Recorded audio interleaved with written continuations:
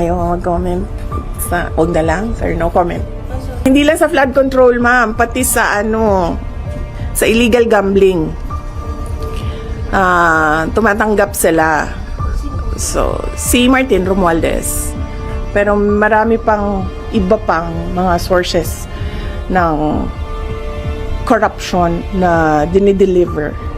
Hindi lang ako nagsalita noon kasi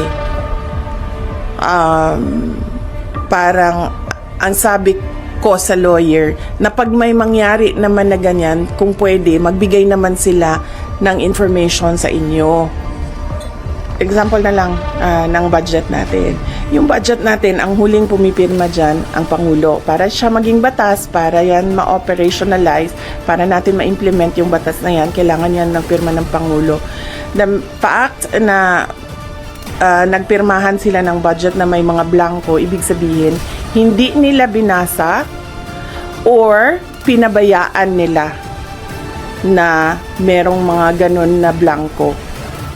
Ilang ulit ko na yan sinasabi noon na tigilan yung politika.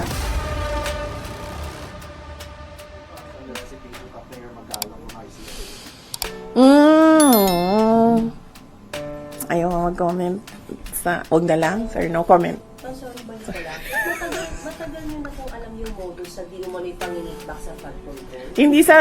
Hindi lang sa flood control, ma'am, pati sa sa illegal gambling.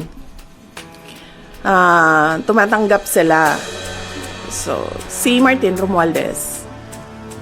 So, hindi lang siya sa flood control. Baka kasi yung tao na nagtrabaho ng basura, flood control yung pera na tinatransport nila.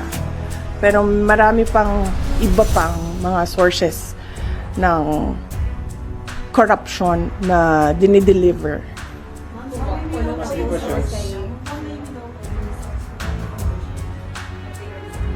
Yung mga ayoko sabihin kasi tatanggalin nila, pag sinabi ko tatanggalin nila yung tao, wala na tayong From his office? oh yes. From his office?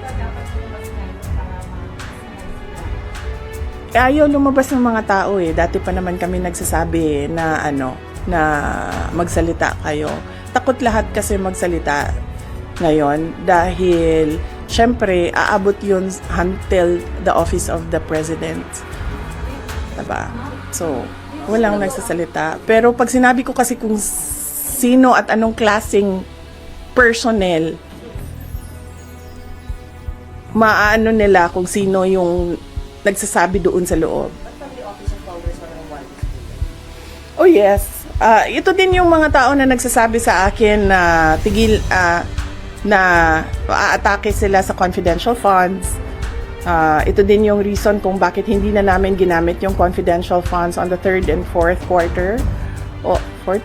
Third and fourth quarter noong 2023 kasi sinabihan na kami na pinagmimitingan sa loob. No. Ma'am. No.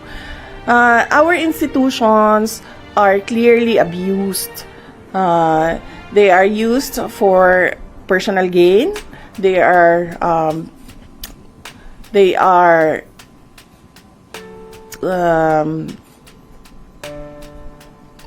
used for personal gain, and we have already seen the testimony of witnesses about corruption, and there is practically nothing happening in our country. Ilang ulit ko na yan sinasabi noon na tigilan yung politika, tigilan yung pag-una ng pansariling interes kasi walang nangyayari sa ating bansa. Meron ba kayong nakikita at all na project na nakatulong sa ating bayan? Wala. In fact, we ran on the platform of unity and continuity. Ang expectation noon is that there will be continuity on the projects like the build projects of the former administration at yung mga iba pa na nasimulan ni dating Pangulong Rodrigo Duterte, pero wala naman tayong nakita. Last question. How do you think nag-serve as an instrument lang sila, Congressman Romualdez. Hanggang ano pa ako dito, hanggang alauna pa ako dito. Ay, sir. Hindi nag-serve as an instrument sila, Congressman Romualdez, at may purpose po President Bongbong. Example na lang, noong budget, example na lang ng budget natin. Yung budget natin, ang huling pumipirma dyan, ang Pangulo. Para siya maging batas, para yan ma-operationalize, para natin ma-implement yung batas na yan, kailangan yan ng pirma ng Pangulo. The fact na nagpirmahan sila ng budget na may mga blanco, ibig sabihin, hindi nila binasa or pinabayaan nila na merong mga ganun na blanco.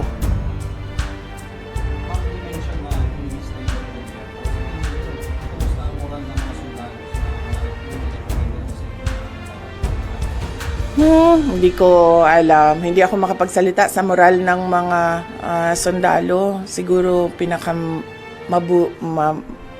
mabuti ba ang word na magsalita patungkol sa moral is sila na mismo ang magsabi. Magaling po kayo na si former Senator Trillanes, isa daw doon sa allegedly na pumasok sa ICC. Merong mga sinabi na ganun, pero hindi ko siya ma-confirm kasi hindi kami nakakakuha ng information sa loob ng detention unit. Nalaman ko na lang yung welfare check kasi dahil sa report na binigay sa Office of the President. So, bago nun, hindi namin alam yon na information mula sa detention unit. Nakukuha namin tulad nung dinala siya sa hospital dahil dahil nakita siya na walang malay sa sahig ng kanyang kwarto, nakuha namin yon sa hospital personnel. Hindi sa detention unit, hindi sa ICC. No, hindi kami hindi kami sinabihan kami na family members, hindi kami sinabihan na may insidente na ganun. Nakuha lang namin yon sa hospital personnel. Madami kasing Pilipino kahit saan ka pumunta, 'di ba, sa buong mundo. Kaya nga hindi makapagtago si Saldico kasi kahit saan ka pumunta, daming Pinoy. So yung hospital personnel nagsabi. When was this?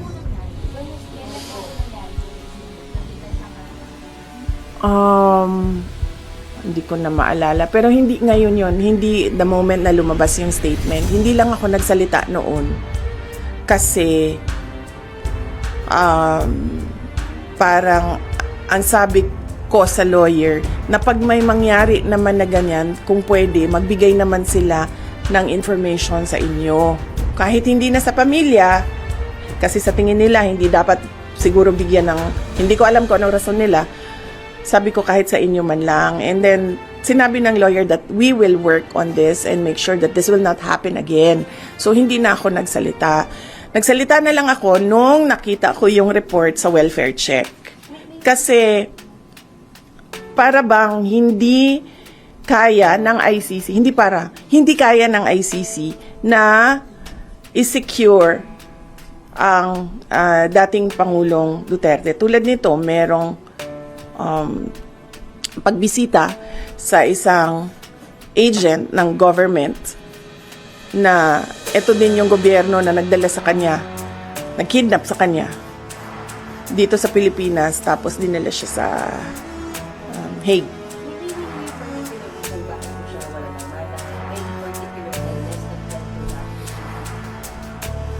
Hindi ko alam, ma'am. Hindi ko kasi nakuha talaga yung report, ma'am. Nakuha lang namin siya sa hospital personnel at yung tests na ginawa sa kanya.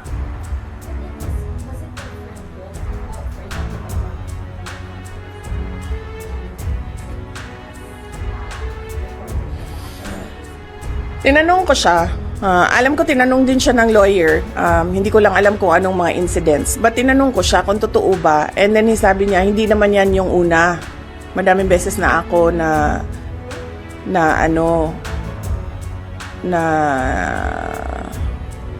Oh, may ganyan. Natumba was his term. Oh. Yes, it's very alarming. That is why I released a statement stating that clearly the ICC do not have full control of the safety and security of the former president, because I believe, and the way I see it, he needs 24-hour caregiver, bedside care. So, yan din yung sinasabi ko sa kanila. Keeping him in without a trial date, without a date for confirmation of charges, it's just plain cruelty ba? Pinapahirapan nila yung tao. Nakadetain siya ng para ba siyang kinulong ng hindi siya na-convict. Kaya sinasabi ko doon sa statement na for humanitarian purposes, they should give the or they should allow the interim release of former President Duterte. Anyway, wala namang plano yung tao na lumayas. Nakita naman natin sa behavior ni dating Pangulong Duterte noon, hindi naman siya nagtitreten ng witnesses or ng mga complainants. And wala naman siyang balak bumalik as mayor ng Davao City, because sinasabi nga niya, wala naman ako doon, and that would be an injustice to the Davaoenos na meron silang mayor na wala doon. So, wala nang legal reason ba kung bakit hindi pa ibigay yung interim release.